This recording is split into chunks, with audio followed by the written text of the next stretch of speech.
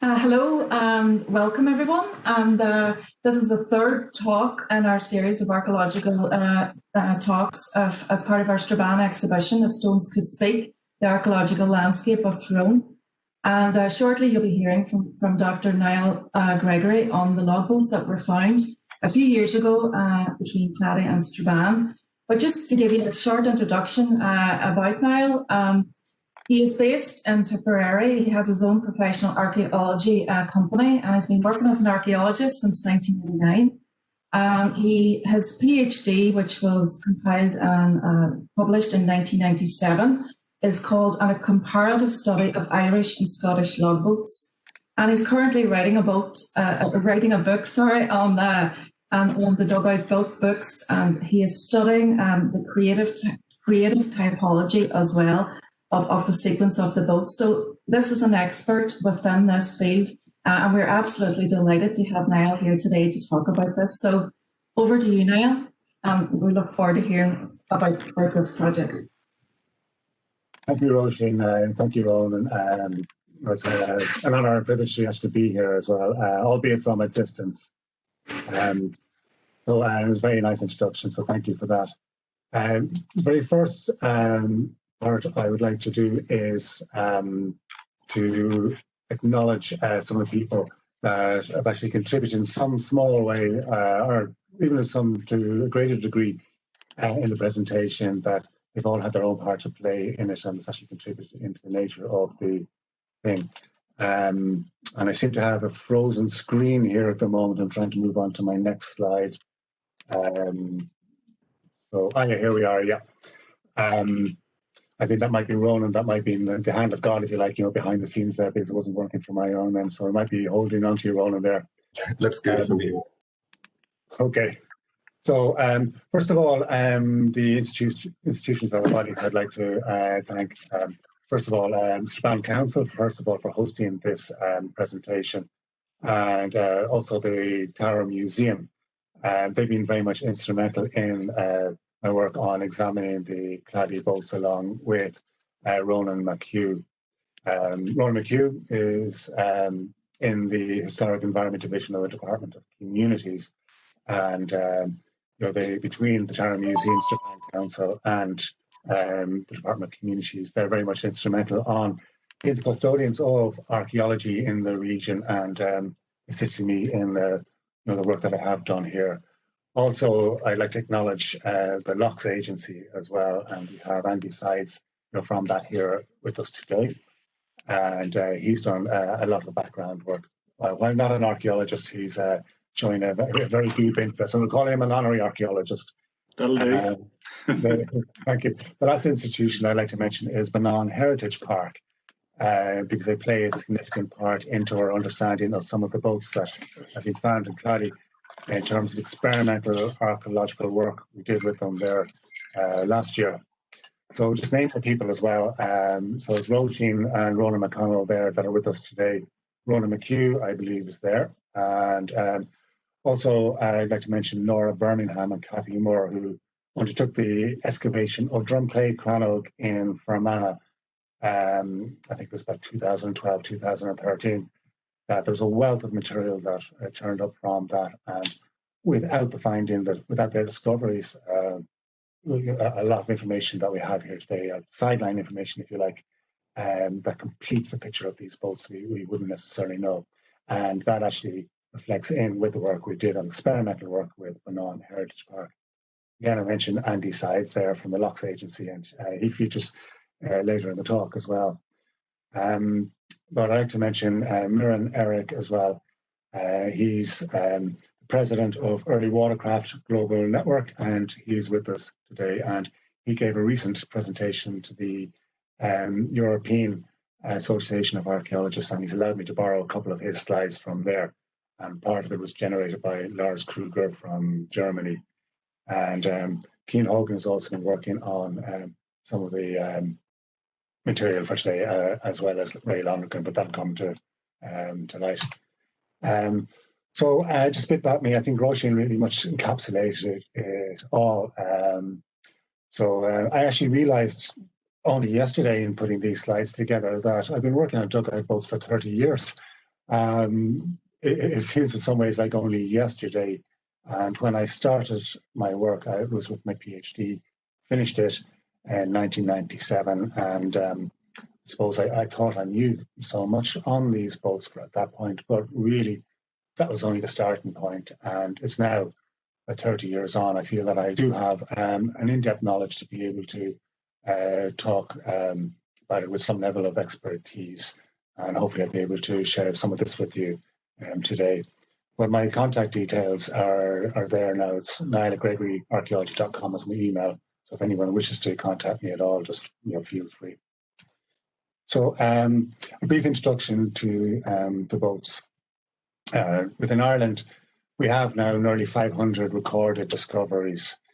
At the time of my PhD, that was 405 boats, but we're finding more and more all the time, not least 2015 with the new Clady discoveries.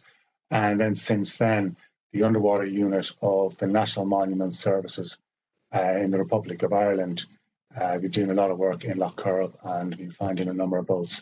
So it's approaching about 500 boats, dugout boats, which is quite significant. If I do slip up and if I do mention Ireland in the sense of the north and south, it's not a political aspiration. It's much more a sense of that I've always approached looking at these dugout boats from a whole island perspective as being the whole island of Ireland. So just to give that clarity. These boats, they have significant longevity. They're absolutely phenomenal. Within Ireland, they date from about 5,500 BC, right the way through to 1796 AD. We have one boat from Brookend. You can see there now it dates to nearly 5,500 BC. And Brookend is actually townland on the shores of Lough Neagh in County Tyrone. So we have Tyrone is very much featuring throughout the entire presentation as well, not just on the actual Clady and Foyle fin boats. Carrick-Dirty there now, that's in Limerick, it's in the Shannon Estuary, and that was the next earliest boat that's been dated. But without doubt, these boats would have been earlier within Ireland as well. Unfortunately, as a whole island, only 8% of our dugout boat discoveries have actually been dated. So it really begs the question, how long, when did they really start off? We do know the last recorded use, or dated one, I should say, is from Moy from 1705, and Moy is again in County Tyrone. But there's reference in 1753 in the Dublin Gazetteer of an elderly lady paddling her dugout boat down the River Liffey to collect firewood and bring it home. So I don't know which was more relevant that made it newsworthy, whether it was an old lady paddling a boat or whether it was a dugout boat, but they both featured anyway. Now, Malcolm Fry, who was formerly a conservator for the Department of the Environment in Northern Ireland, now the Department of Communities, he found a vague reference to two boats being used in Loch Auglish, again in County Tyrone, and dating to 1796 AD. So we have over 7,000 years at least of dugout boat use, which is quite phenomenal. One part about them is that they're, by their very nature, they're hollowed out tree trunk. So they're made from a single tree trunk and it's non-composite, it's just one piece. And that's a feature that is going to focus in the nature of these boats throughout this talk when we look at comparisons to other types of boats that would have been used at the time.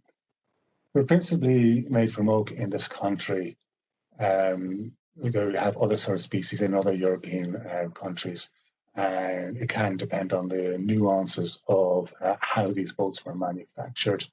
So, for example, a colleague of Mirren's and mine over in Estonia, Ivar Rukl, he's doing a lot of work on the Estonian expanded boats, and that's quite literally using heat to open up the midship section of these boats, the central part, and give it a broader sort of hull. But that's on, it's different species, it's a different method of manufacture, and it's different method of behaviour of these boats as well. The only thing that they really share in common is that they're actually hollowed out initially. After that, they seem to depart. So different species can actually be used in different ways. There are older boats, records of them in this country, but I tend to be very careful in terms of having a hollowed out tree trunk made of other species being ascribed to being a dugout boat. There can be other uses, and alder can twist and distort along the grain. So there are other factors that come into making a boat, but more about that in a minute. The sizes, they vary from 1.8 metres in length from Annanakiff, that's in Monaghan, to 16.7 metres in Kesh, which is Lower Lough Erne. That was recorded at the end of the 19th century. The longest surviving one is from Lough Corrib.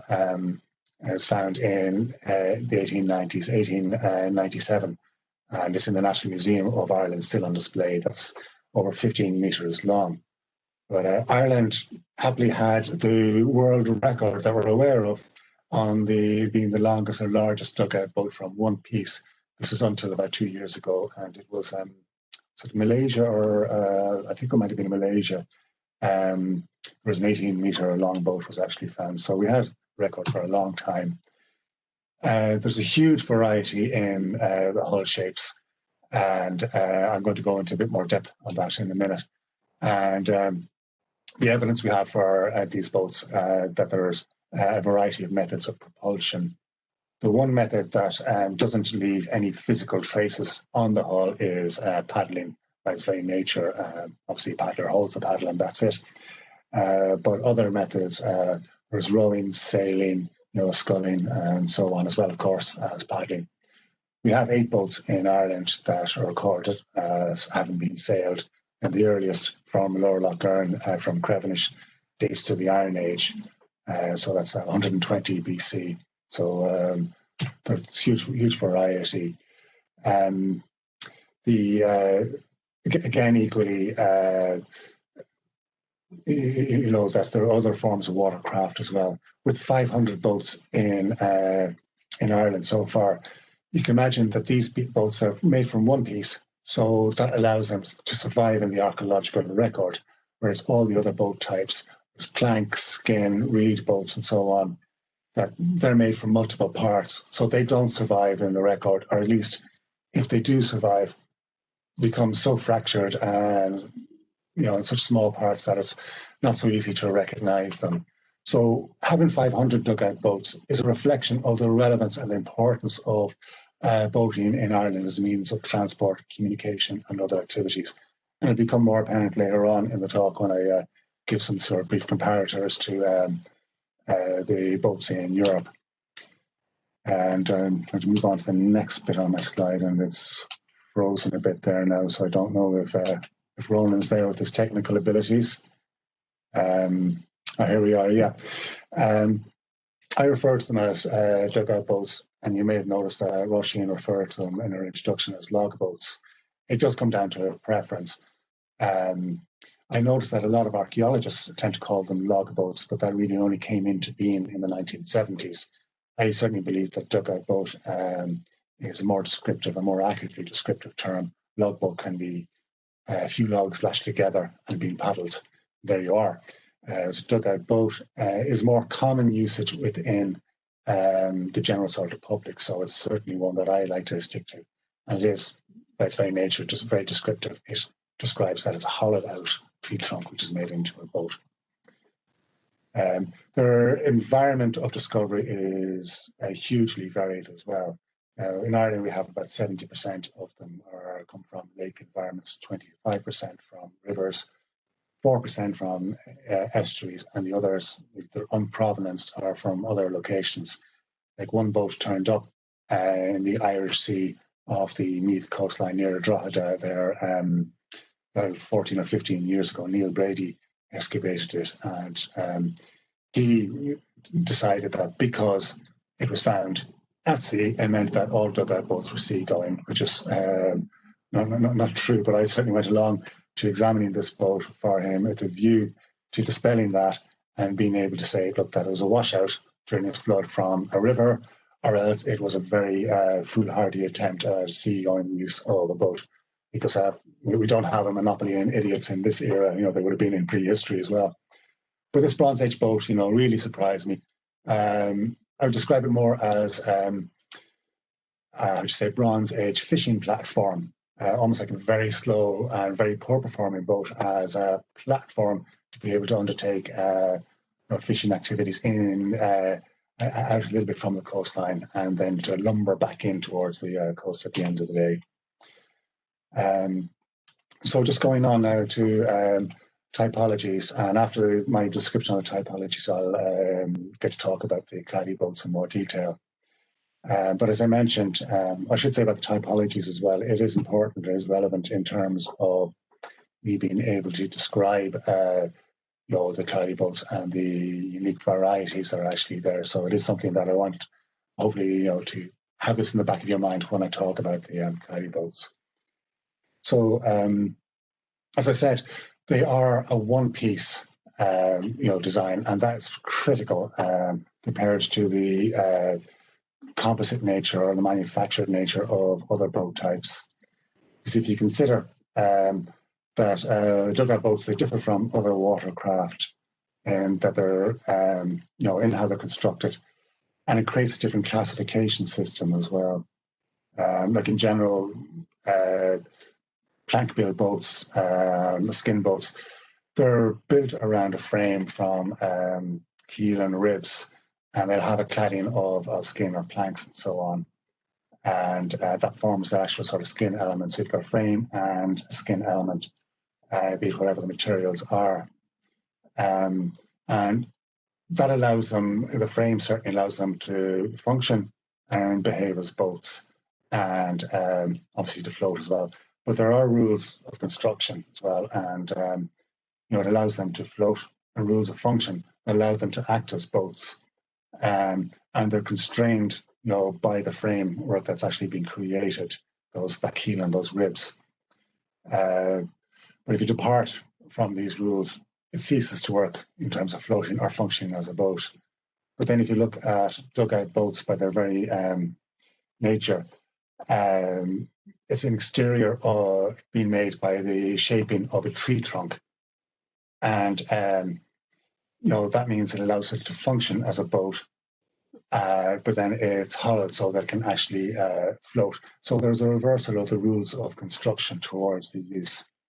And one of the most critical parts of dugout boats, is that its frame is also its own skin. So that allows for a much greater fluidity, in design, and it's only constrained by the size of the tree trunk from which it's made. So as a consequence, there's a huge, huge variety in terms of shapes and sizes of these boats, be it constrained by the, the parent log.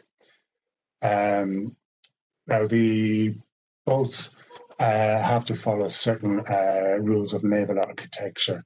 This was Proctor writing in 1968, and it equally applies to prehistoric boats that have a sufficient placement to carry a load, have qualities of speed, they're sufficiently stable, and that they have the maneuvering and handling characteristics, as well as being safe and seaworthy.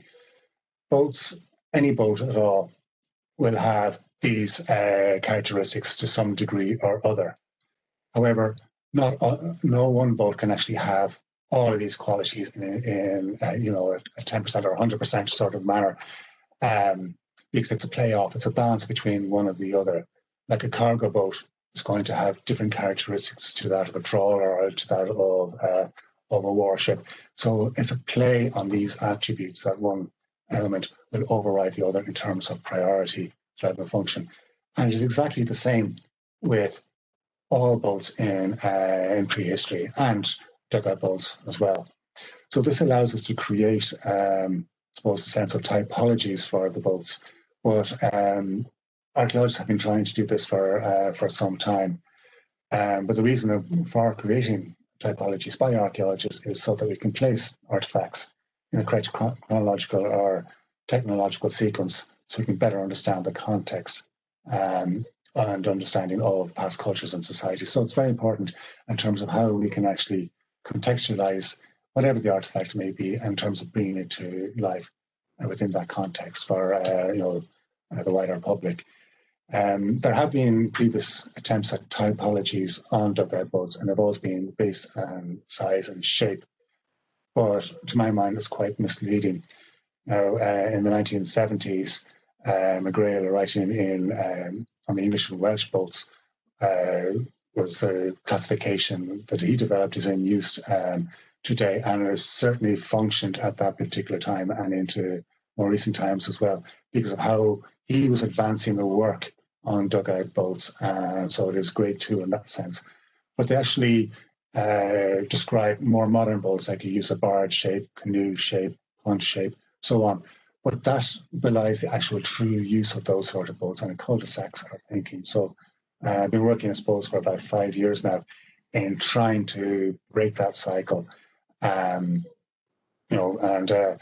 we actually find that these boats as well, they're notoriously difficult to classify in terms of chronological sequence or regional basis. They just don't work that way. They work more or less working on the environment in which they were used, and that being the sense of how they're going to be employed, what their specific use for, and that led into what size and shape of hull we're going to be looking at. And that feeds directly into these boats now that we're going to be looking at. So just very quickly show you Ladybird book dating from the early 1960s. And this is one that actually inspired me to, as a kid, to get involved in the dugout boats. So the boats are a lot cruder than that. So just to give you the sense of how a lot of people tend to think of them to this day. That's not the case at all. So going on to the Finn boats now, we'll check to see how we are in time. Okay. The Finn boats, this is their find location, and we'll try and use my mouse. Yeah, here we are. This is Clady village here, and they came up in 2015 on a November night in very wet and stormy conditions. It was described by Ronan McHugh, and it was the Lochs agencies that were called, and they called Ronan McHugh in the Department of Communities as an archaeologist. But it's described by the farmer, the landowner here, as being in flood conditions, and he heard something like a bomb going off, a huge explosion, that the riverbank here, you see the river levee coming along here and along on the north side here, Donegal and Tyrone, gave way, and it just exploded, and it scattered debris and material over a 400-metre section right across here. So it was, Ronan said to me, the Lochs agencies are called. It could have been Andy, forgive me now, I don't know if it was yourself, Andy, or not. But they were called along by the farmer, because obviously the levee came and broke and it flooded the farmer's field here. And obviously the Lochs agency recognised that there was fractured remains of dugout boats, and they called Ronan McHugh from the Department of the Community. So he himself got involved, and he described that basically that they gridded this field area out of a 10-metre grid, and they just scoured them and collected the remains of the dugout boats. Because if you can imagine, there was all sorts of other debris would have been fractured and thrown up. And I can only imagine that it was just this grey, brown, muddy slime that would have been covering, everything. So they collected the material, and they brought it over to Tara Museum's storage facilities there in Derry. So at this particular point, I got involved, which give you a sense, first of all, of this is the normal course of the Finn River here. We have Strabane here. This is the Foyle that leads to the sea, and this is the Mourne River. So this is a very important confluence we will be focusing on here. But this is, the Clady location. Clady village itself is here, and this is how it looks actually in flood conditions. So this is a very useful map, www.floods.ie.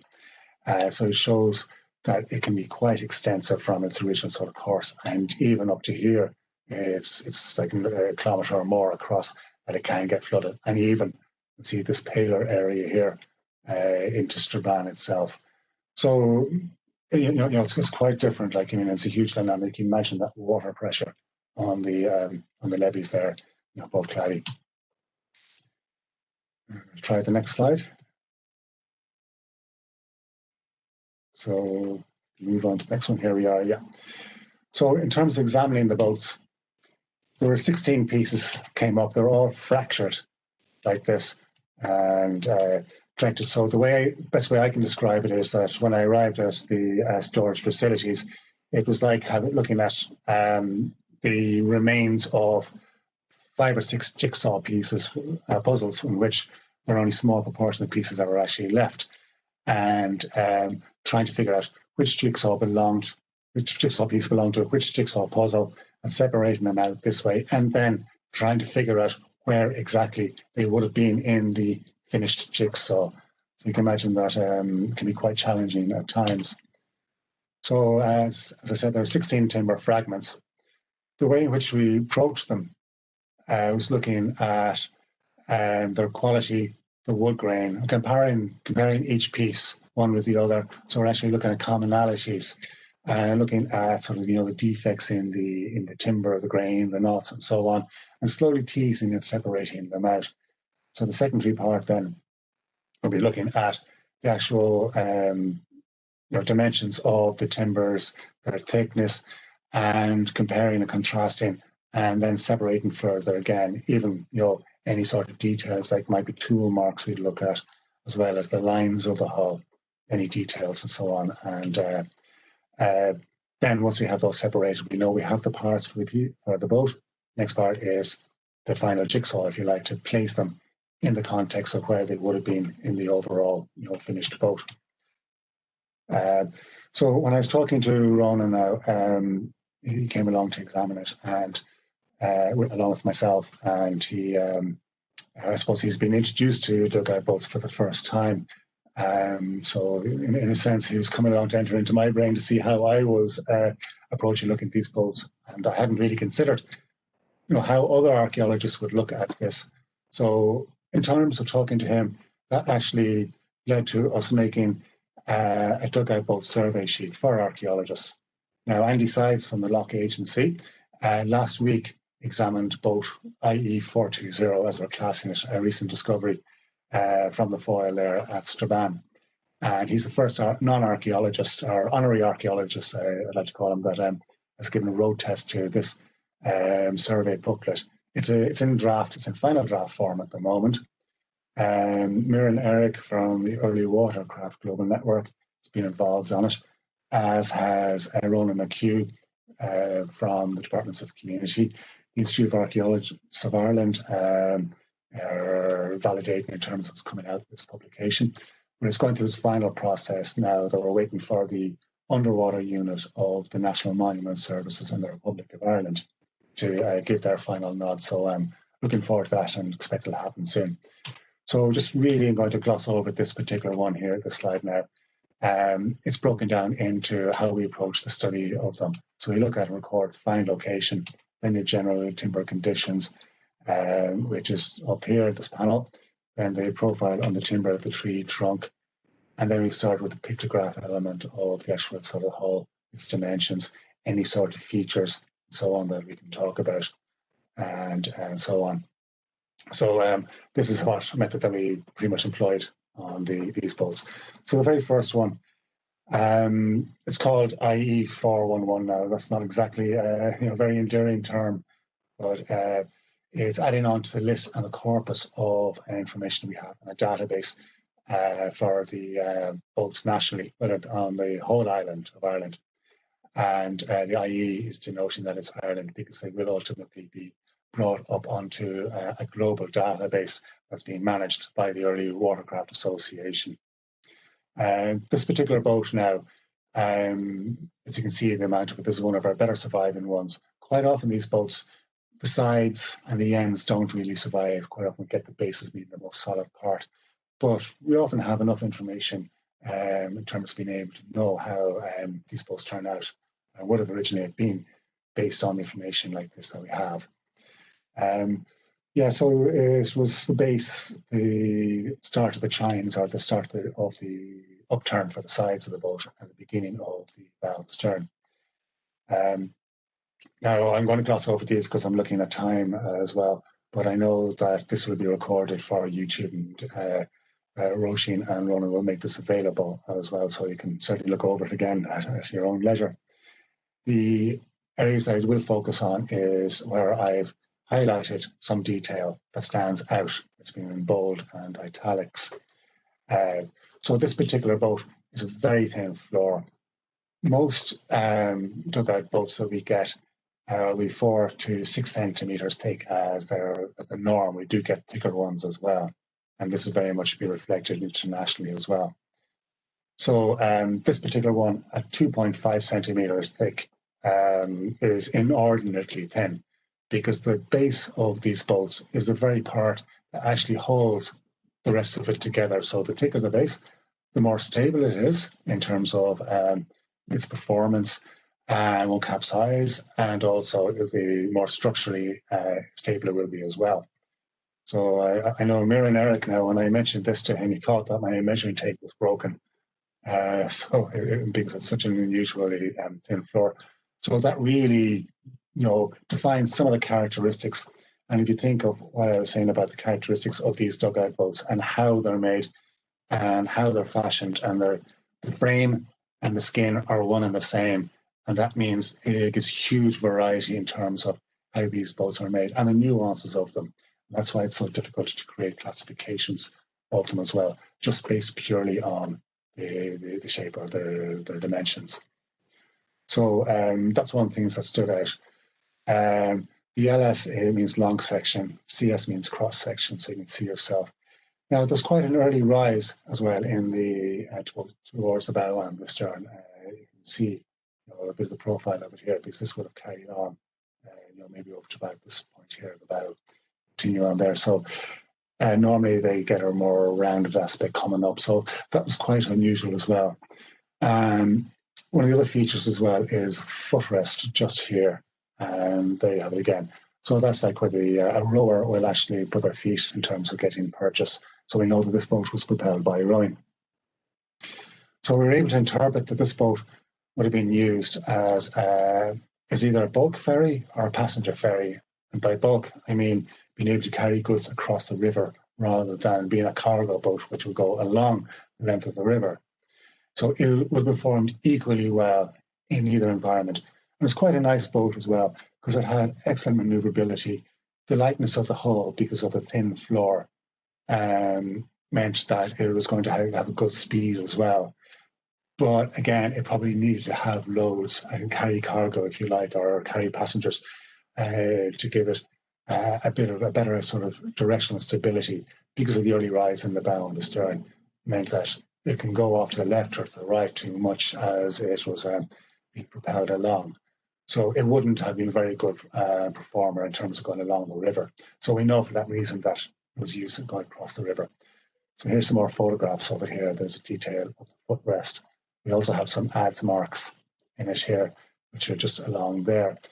Adze would have been a finishing tool, but we know from the angle of the adze marks that it was either a left-handed person that was finishing off making the boat, or else they're actually sort of crouching inside the boat and swinging with their right arm almost past their hip where they're connecting with the boat.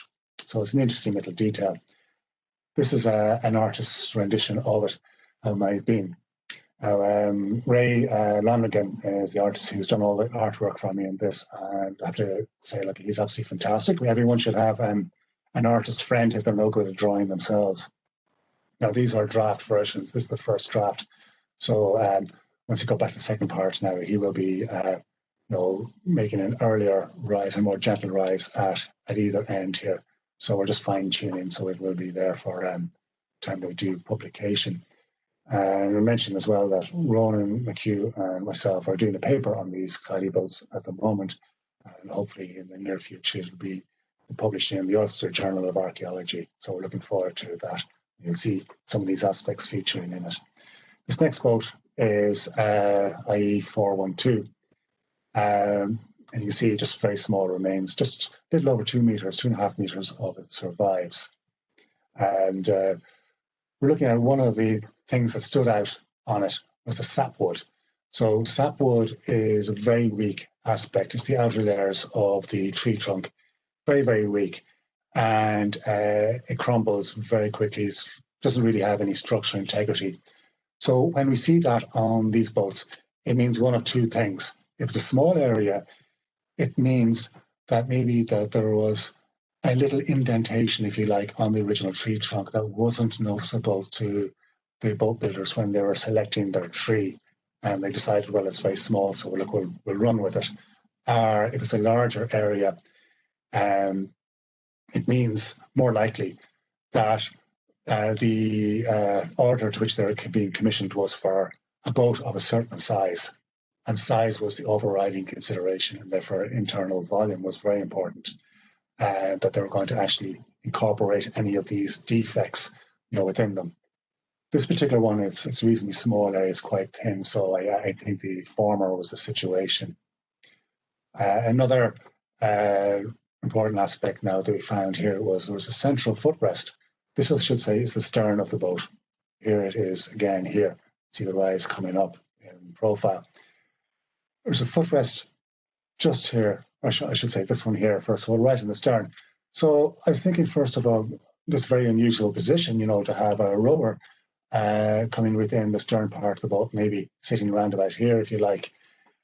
And then looking at the whole with this particular one here, and you can see this one here in the port quarter being on the back left side, and the dimensions of it here, originally 20 centimeters by 9 centimeters wide by 7 centimeters tall. That it's quite unusual that it finished off just this point here, just literally along here. It didn't carry on across the rest of it, and I was wondering what it was about. And it was one of these eureka moments that, if you think of it, these are about a footstep apart from each other.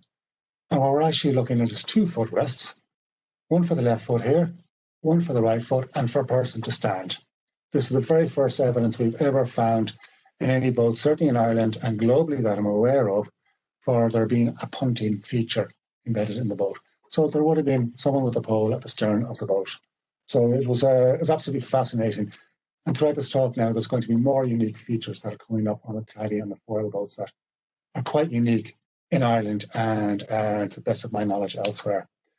So again, you can see the boat here, you can see the central footrest here. This is the port quarter one, the back of the boat again here. And it's absolutely fascinating. So we're able to interpret that this would have been, again, like the previous one, would have been a bulk ferry or a passenger ferry. Now, I think it might have been a bulk ferry. I favourite that one, but there isn't enough of the boat surviving for us really to be able to determine conclusively one way or the other. But certainly it would have been one that would have crossed the river. And had very good manoeuvrability, and it was good sort of for they being able to carry loads relative to its size and the hull shape. But we don't know what it would have been like going against currents because we don't know what the bow was like. And that's a critical part of knowing that. So again, this is a Ray's rendition of it. So it may have looked something like this. Boat IE 413 was in 5 pieces. We had a lot of sapwood on it. Sapwood was along here and just along here. And again, this is the latter explanation in which there was a lot of sapwood, and it was obviously this boat was being built, to a commission, if you like, to a specific size, specific sort of purpose, and the availability of the tree trunks in the area in which it was made wasn't sufficient, and so they just took a chance with it, and that's ultimately where it cracked.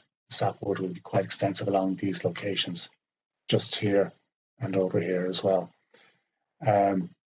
So that really sort of stood out to us. It's very nice, like it would have been a rounded sort of profile in its main hull, but very flat bottomed as well. And one of the features that stood out was a bulkhead just here. And you can see it again here and then being picked up, traces of it here. We really don't get bulkheads in the Irish dugout boats. They're quite common in England and on the riverine ones, but really not here. And this is, to my mind, the first definitive one that I know of that had a bulkhead. Other ones were recorded in the past, but very vaguely recorded, and these boats no longer survive. So I have to assume that they were bulkheads, but it's absolutely fascinating in terms of this. Given the size area of it is quite small, so I think it would have been like a compartment in the boat. So to my mind, and taken up from a Grail in England, he always sort of saw these bulkheads as being synonymous with fishing activities. And certainly I don't see any reason why not. In particular, this boat would have been a very stable platform, given its hull characteristics. It would have been nice, lightweight, easy to propel. Also, in terms of propulsion, we have the remains of a rowing thole pin hole, as it's called here, where the rowlock would have been mounted. This is the detail over here. So we know where the rowing would have actually have occurred. Going on to the next slide here, trying to do that. Yeah, here we are. This is Ray's rendition of it. It would have been a square sort of finish here. And we get the idea of the rowing position, here, and the bulkhead there. Very quick aside here is the Clady Crannog in County Fermanagh. Absolutely brilliant survivability of materials. It's the first records we have really in Ireland, proper records of ores, and here's just a few of them here now that were excavated. So just with courtesy of the Northern Ireland Environment Agency, allowed me to use this material.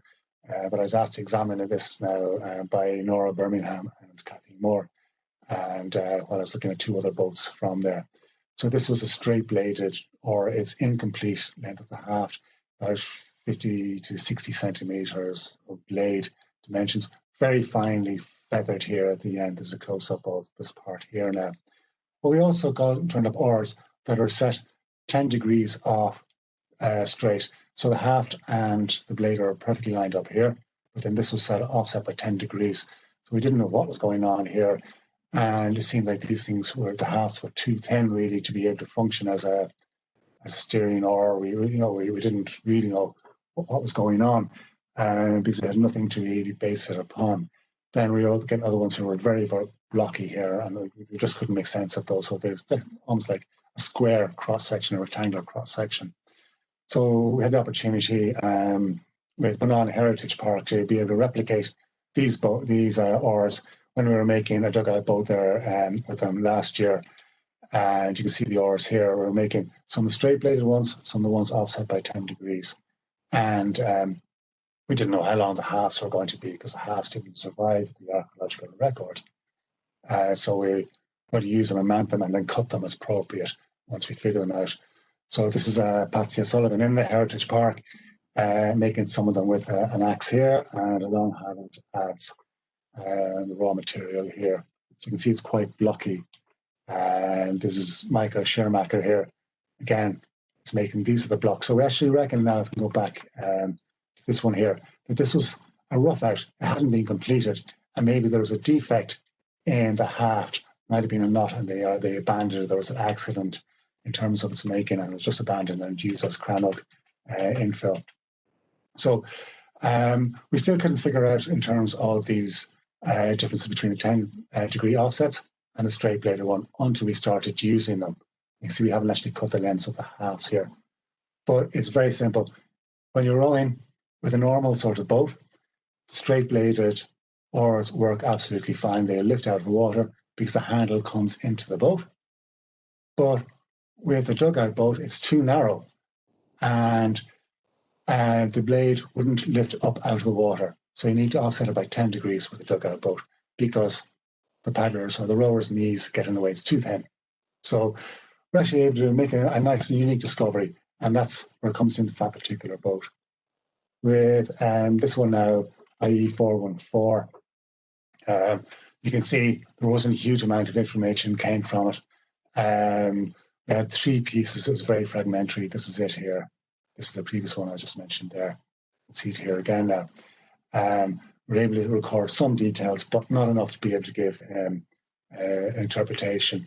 We were able to sort of determine that it might be one of these all-rounders that was generally good at whatever use is put to, but not brilliant at any one particular use. So it might have been something like this. With both 415, again, it's fragmented remains, incomplete, so we couldn't determine anything.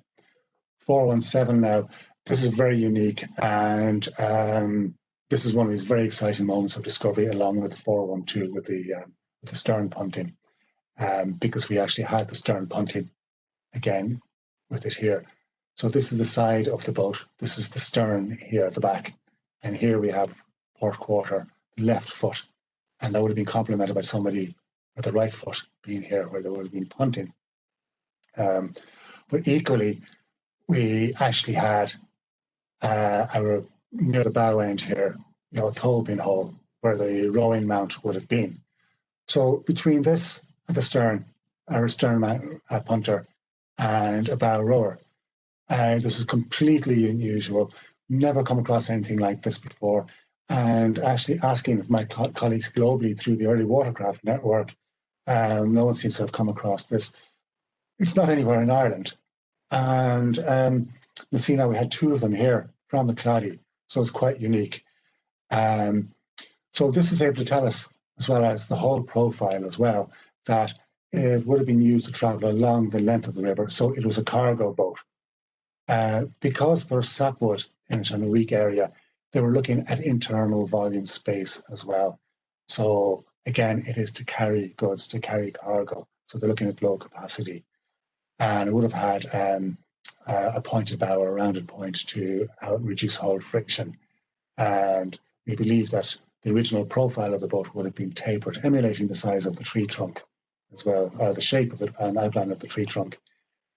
So again, to maximize capacity and carry goods. So something like this, a nice sort of gentle taper along here. And again, this is a draft outline, so it'll be refined with Ray. You can see he's already starting to, do a bit of work there. This is how it may have looked, back in the River Finn, back in the medieval times or in the day. So you can get the idea of someone punting along here. And it's a great pull and propulsive force behind the rowing here. And certainly this would greatly add into maneuverability as well, with the person punting along and carrying the goods along the river. Boat 418, again, unfortunately, just only one piece survives.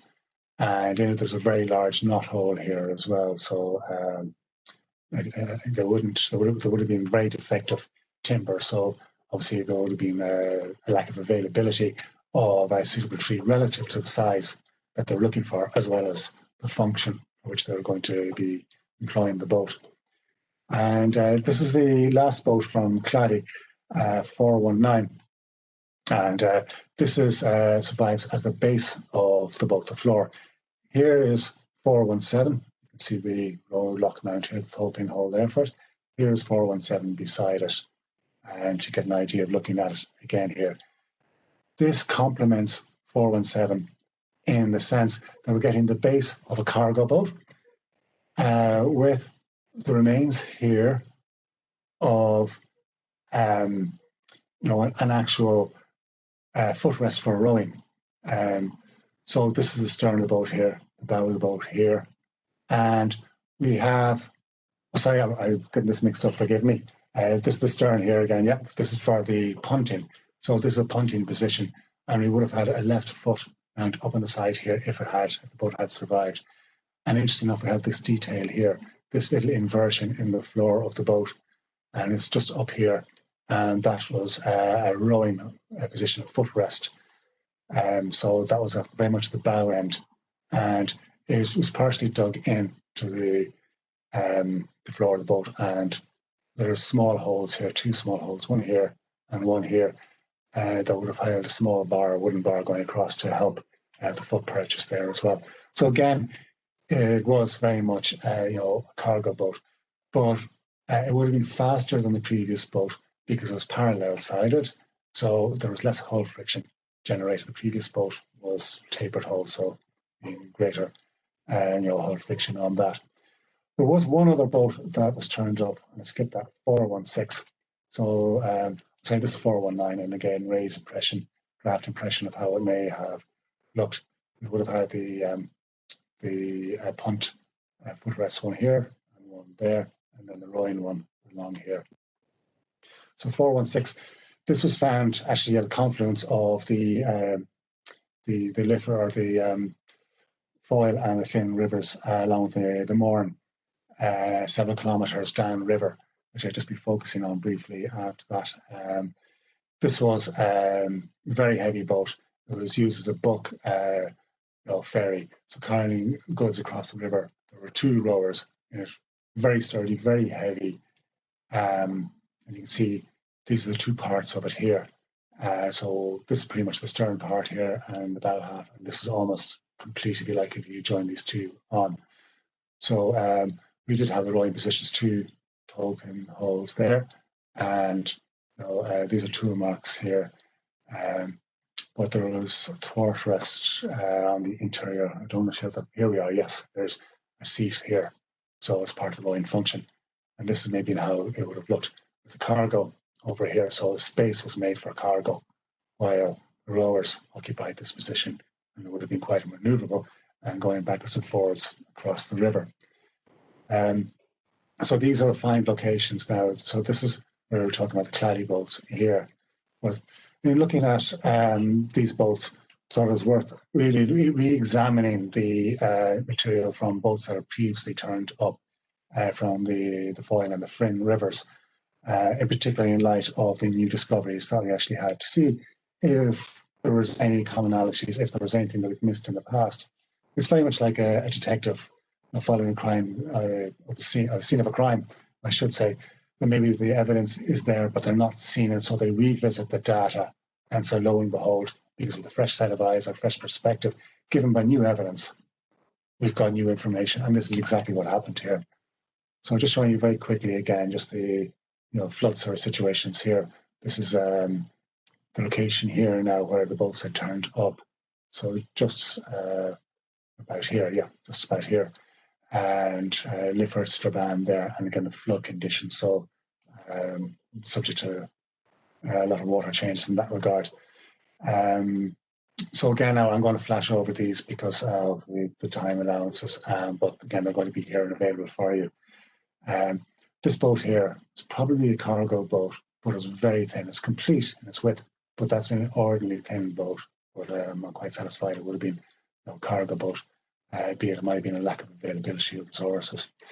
This is a boat here now, 342. It's in the Tyrone Museum. There's a bulk cargo at 416, 2 rowing positions here, and cargo would have been here. And so it's a bulk ferry, I should say, to carry goods across the river. And try to go on to the next slide. Yeah. So again, we have like a passenger ferry here, single rowing position. There's the footrests, there's the oar mounts, the towpin holes, and little shelves for the seats. This is a bulk ferry boat here, double rowing position. A single ferry here, a ferry boat with a single rowing position. Quite a nice little one. So you see the variety that's actually turning up. We're getting, a bulk ferry boat or cargo boat could have functioned as either going across the river or down the river, but it would have been for goods, for cargo rather than passengers. And this one was a cargo boat. And again, look at this here now. We're getting this feature here is turning up. We're getting the remains of a punting position and the remains of a rowing position, footrests there.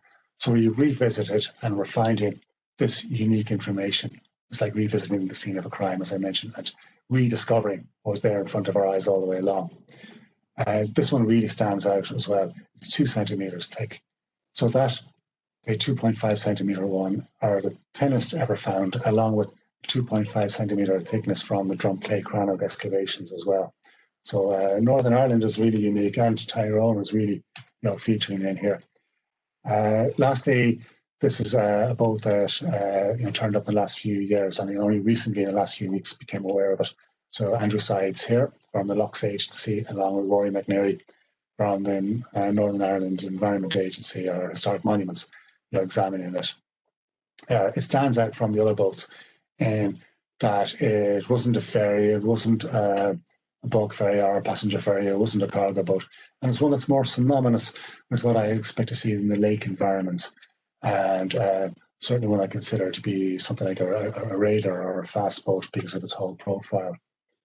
So just recapping here now on the the design. I'm going to go very quickly because I'm actually going way over time here, so my forgiveness or my apologies, I mean, on that. So we have from the Clady group, we had 2 cargo boats, 2 bulk ferries, or 2 bulk stroke passenger ferries. Could have been either or. 1 possibly for personal use, and 3 that we didn't know. From St. Johnstone, and that was further north of Lifford. I actually glossed over that. So that was several kilometres north of Lifford on the Donegal, the Republic of Ireland sort of side. These 3 boats were found in the 1930s. Very little was recorded of them, and they weren't dated. But we do know enough information on 2 of them that they would have been 2 ferry boats. Then going to the Lifford Strabane group, we have the 3 cargo boats, 5 bulk ferries, 4 ferries. So the cargo boats going along the river, these 2 going across the river, and then Rory McNeary's and Andy Sides boat here, which was could be a raid or a very fast sort of boat. So it certainly wasn't used for much else beyond that, and 2 unknown. But with the dates, only 1 of them has been dated, from Clady, and that was from a number of years ago. And that's one of the ones that's actually in the slides that previously we'll have to gloss over. So dates the 6th century.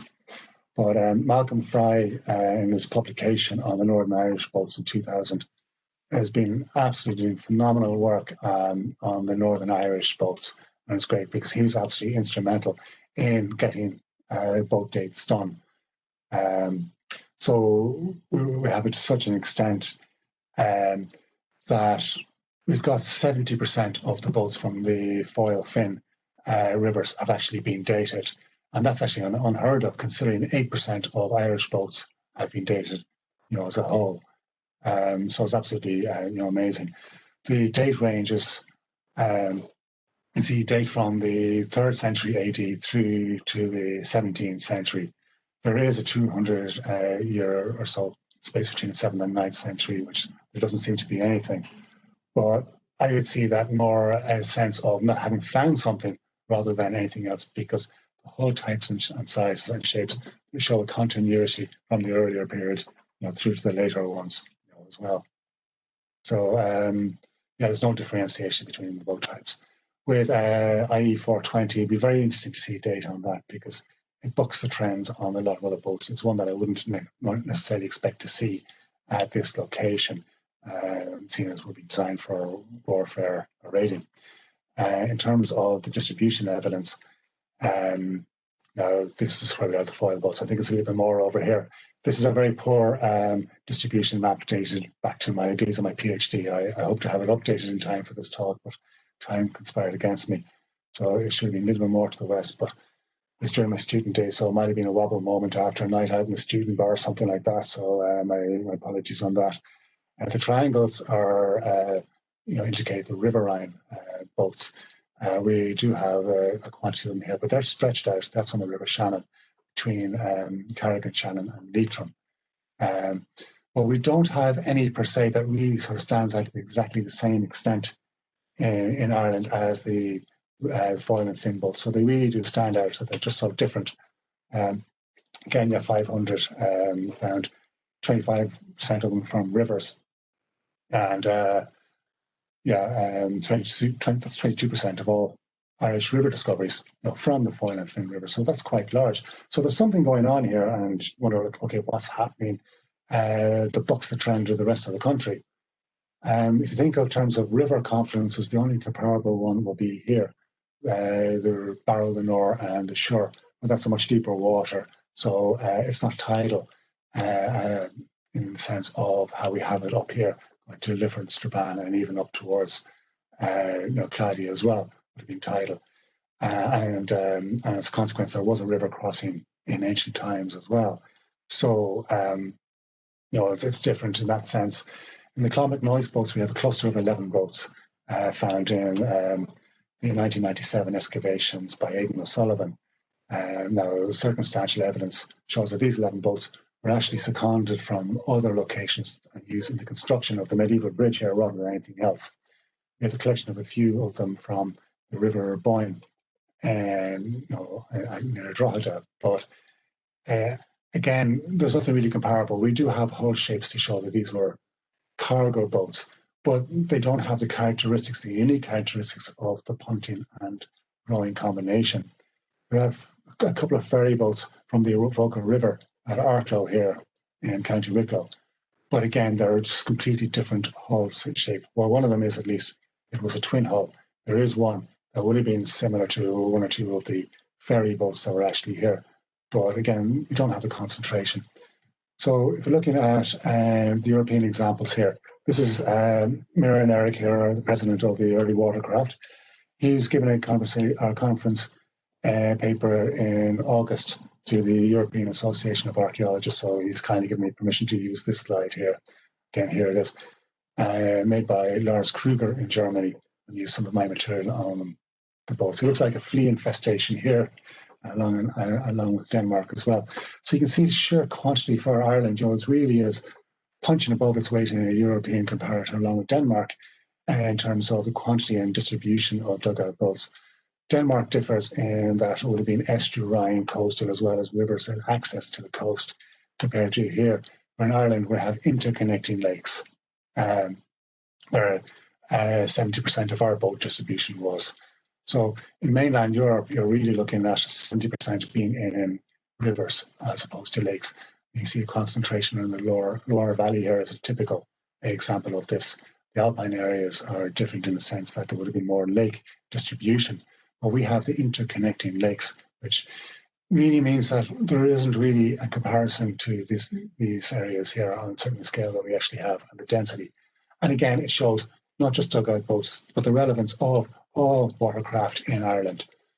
So again, we have the river connections coming along here, the Finn here, the Foyle going into the Mourne and its tributaries, that it goes and catches a huge area relative to the rest of the country, that the rivers in the rest of Ireland don't really feature to the same extent in terms of reach. And that's one of the things that is different than in Ireland, that has a commonality to Europe.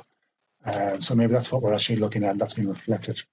If we can move on to the next slide, and I think we'll be wrapping up then.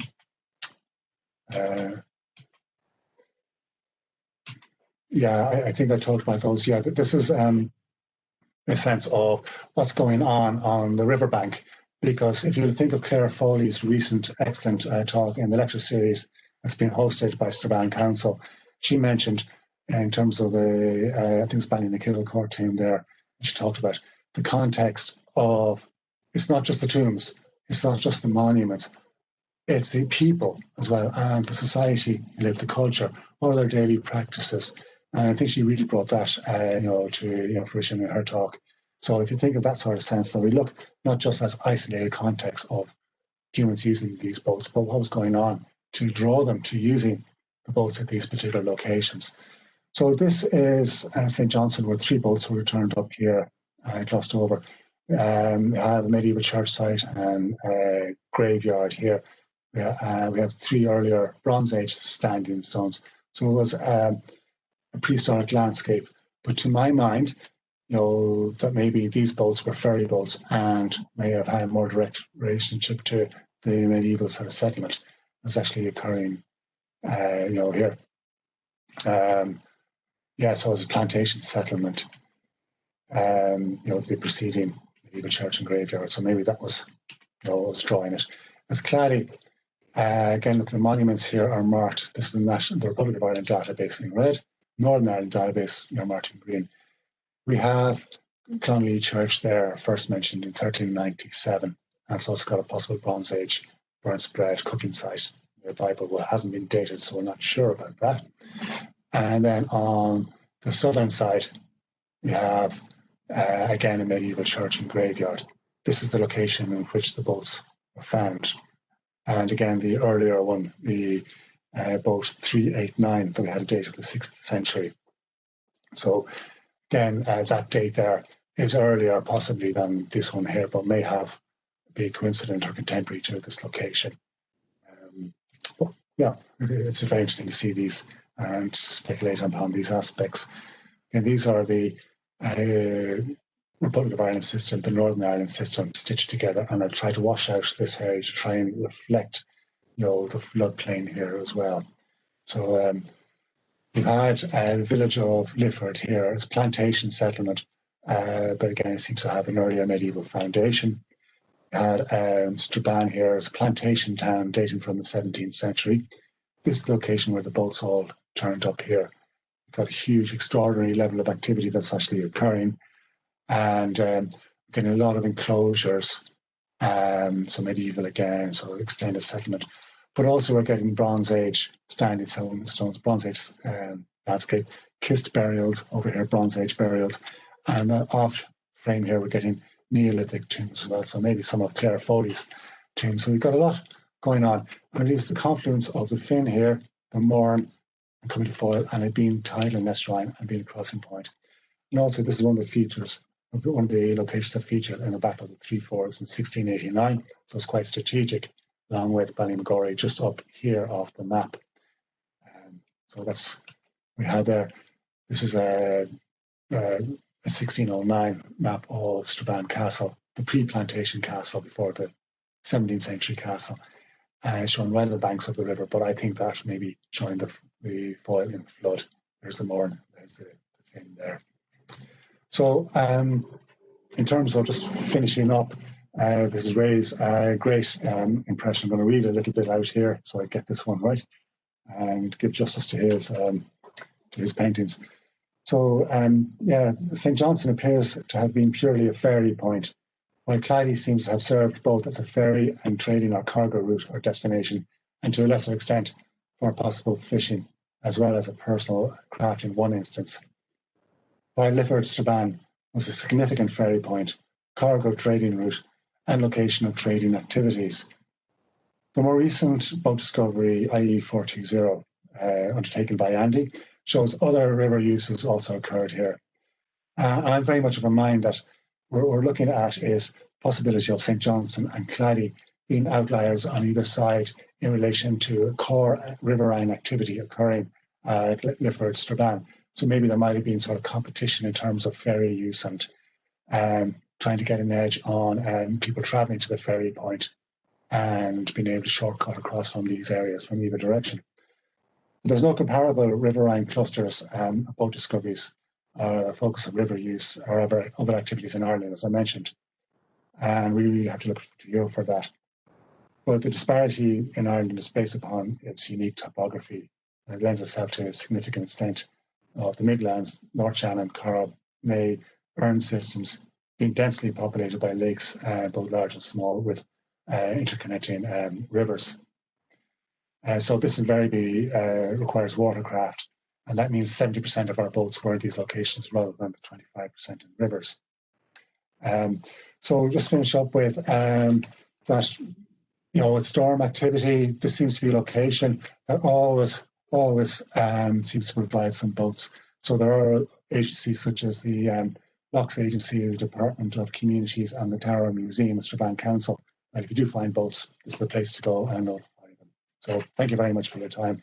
My apologies for running over as well.